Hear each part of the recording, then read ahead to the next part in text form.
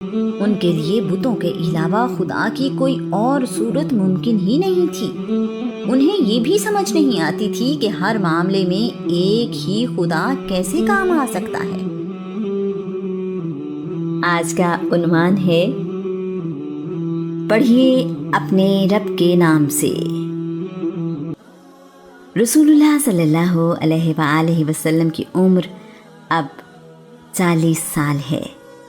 یہ 610 عیسوی کا زمانہ ہے۔ رسول اللہ مکہ میں سب سے ایماندار اور سچے انسان کے طور پر جانے جاتے ہیں۔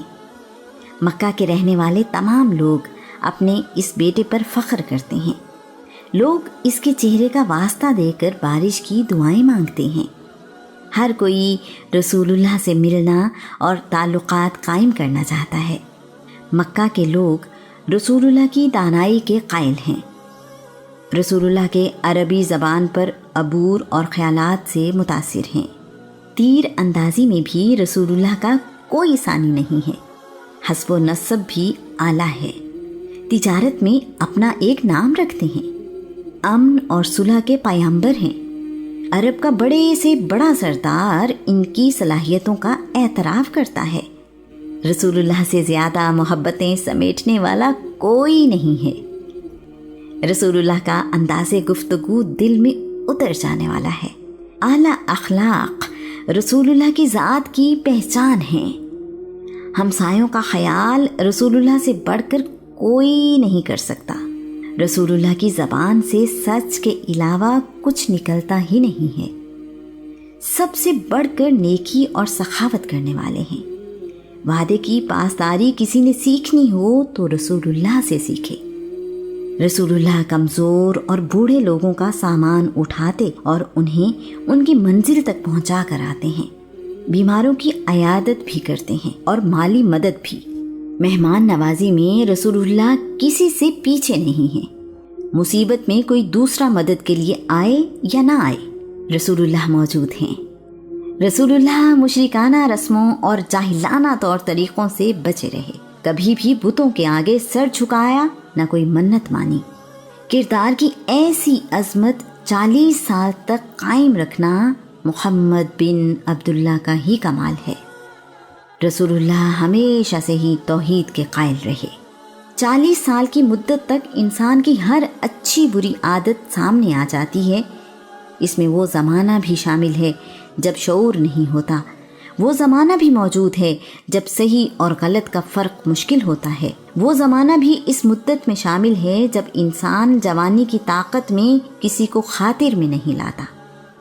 نئی نئی سوچ اور خیالات انسان کو مختلف رنگوں اور سمتوں میں بدلتے رہتے ہیں۔ اللہ کا رسول ہر عمر میں مثالی کردار کا حامل رہا ہے۔ اللہ کریم نے رسول اللہ کا کردار 40 سال تک لوگوں کو دکھایا اور بتایا کہ بہترین انسان زندگی کیسے گزارتا ہے۔ پچھلے 3 سال سے رسول اللہ نے غور و فکر کے لیے تنہائی تلاش کرنا شروع کر دی ہے۔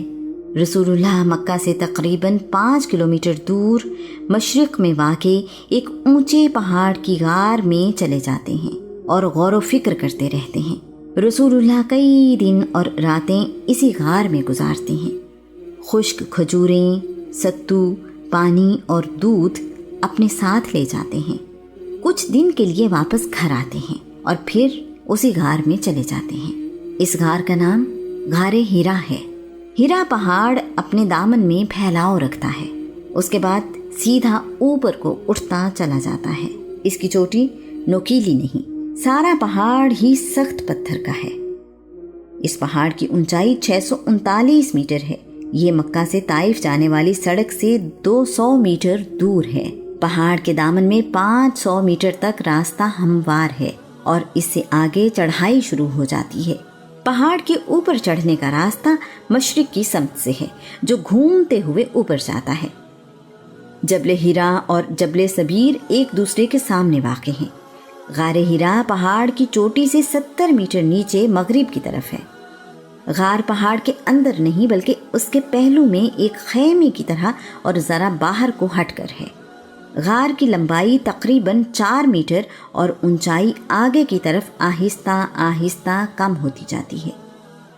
غار کا رخ ایسا ہے کہ دن میں سورج کی روشنی براہ راست غار میں داخل نہیں ہوتی۔ اس غار سے بیت اللہ نظر آتا ہے۔ رسول اللہ دین ابراہیمی کے مطابق عبادت کرتے ہیں۔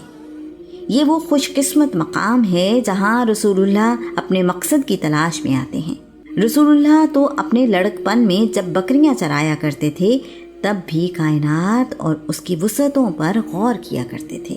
اب ان سوالوں کے جواب کا وقت قریب ہے۔ رسول اللہ رات سوتے میں جو خواب دیکھتے ہیں وہ دن میں ان کے سامنے وقوع پذیر ہو جاتا ہے۔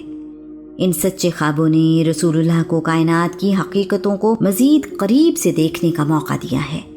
یہ سلسلہ 6 مہینے تک چلتا رہا۔ رسول اللہ رمضان کا مہینہ غار حرا میں ہی گزارا کرتے ہیں۔ اس سال بھی ایسا ہی ہوا۔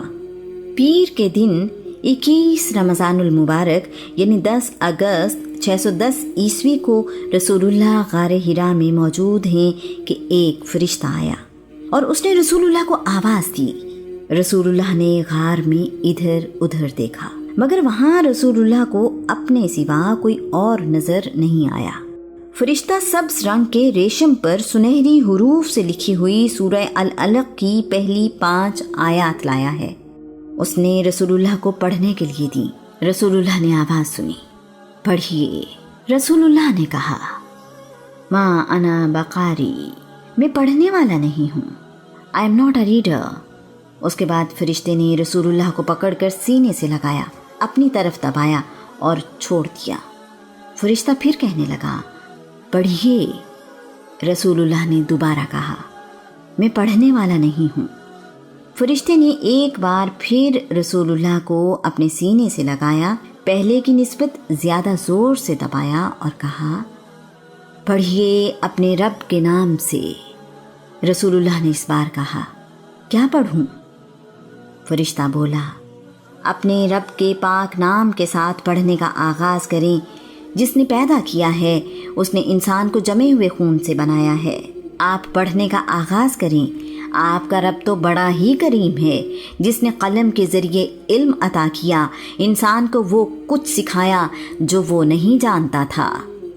رسول اللہ نے اس فرشتے کے ساتھ ان آیات کی تلاوت کی۔ پہلی وحی کے نزول کے وقت رسول اللہ کی عمر قمری حساب سے 40 سال 6 مہینے اور 9 دن ہے۔ شمسی حساب سے رسول اللہ کی عمر اس وقت 39 سال 3 مہینے اور 17 دن ہے۔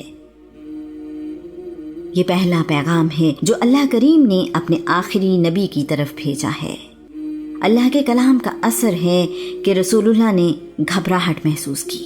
رسول اللہ کے دل کو اللہ کے کلام کے لیے تیار کیا جا رہا تھا۔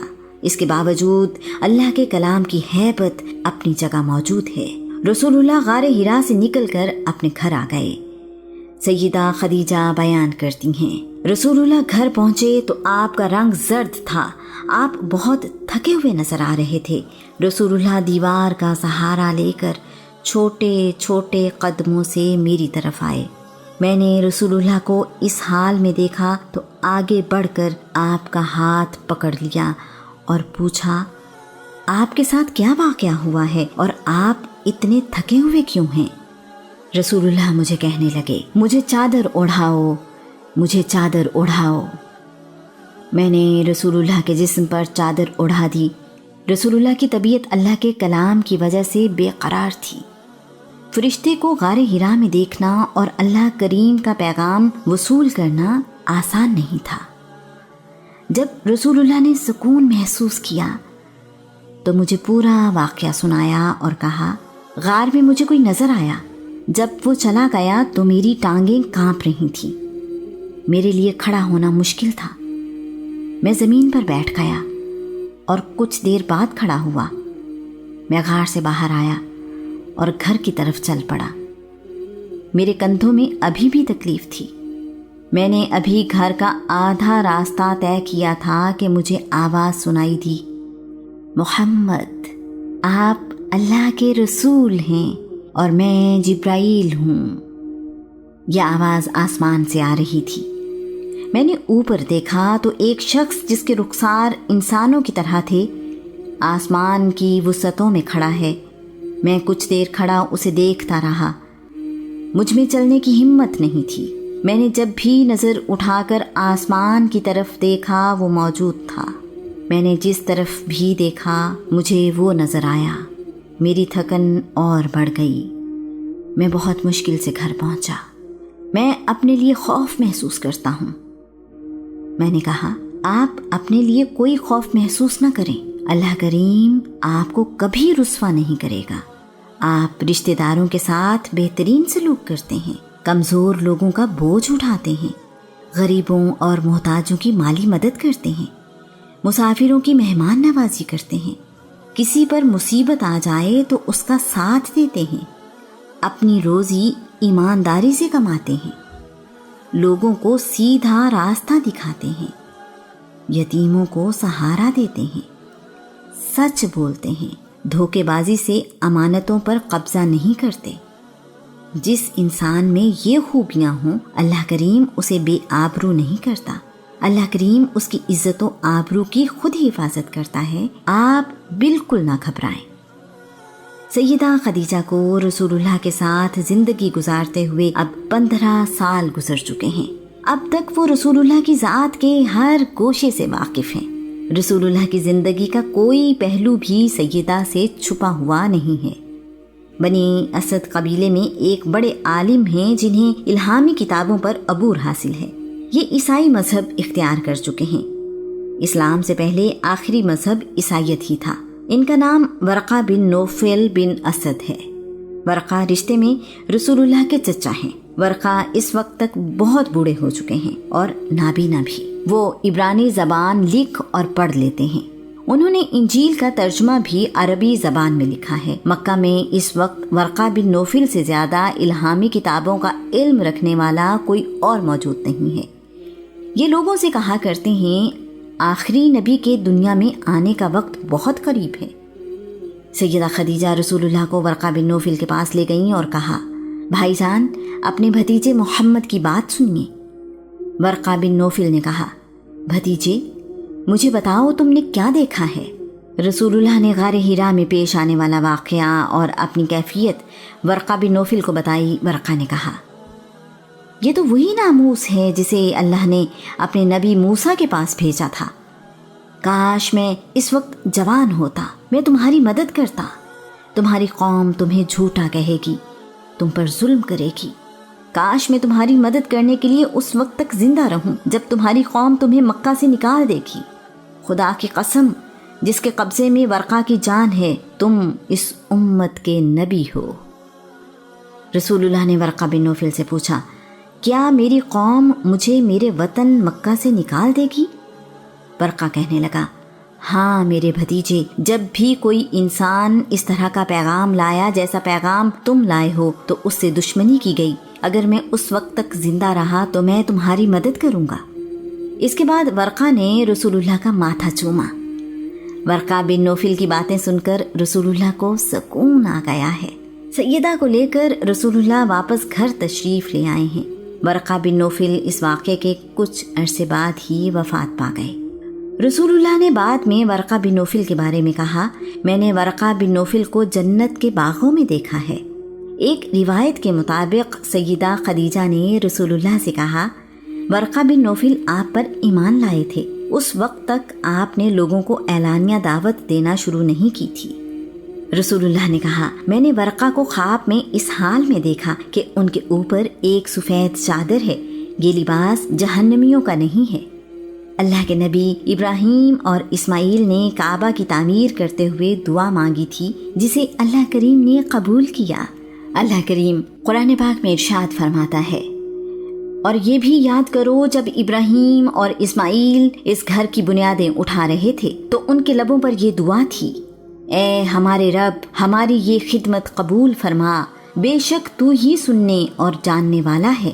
اے ہمارے رب ہمیں اپنے حضور گردن جھکانے والا بنا اور ہماری اولاد سے بھی ایک ایسی امت پیدا فرما جو تیری فرما بردار ہو، اور ہمیں عبادت کے طور طریقے سکھا اور ہم پر نظر رحمت فرما، بے شک تو بہت ہی توبہ قبول کرنے والا بڑا ہی مہربان ہے۔ اے ہمارے رب ان میں ایک رسول انہی میں سے بھیج جو انہیں تیری آیتیں پڑھ کر سنائے اور انہیں تیری کتاب اور اس میں پوشیدہ علم و حکمت سکھائے اور ان کے ظاہر و باطن کو پاک کرتے، بے شک تو ہی غالب حکمت والا ہے۔ غار حرا شہر سے کافی دور ہے۔ رات کی تنہائی میں غار میں اکیلا رہنا ہی ایک مشکل کام ہے۔ اگر دل اور دماغ اپنے رب کے حضور حاضر ہوں تو دن اور رات کا فرق مٹ جاتا ہے۔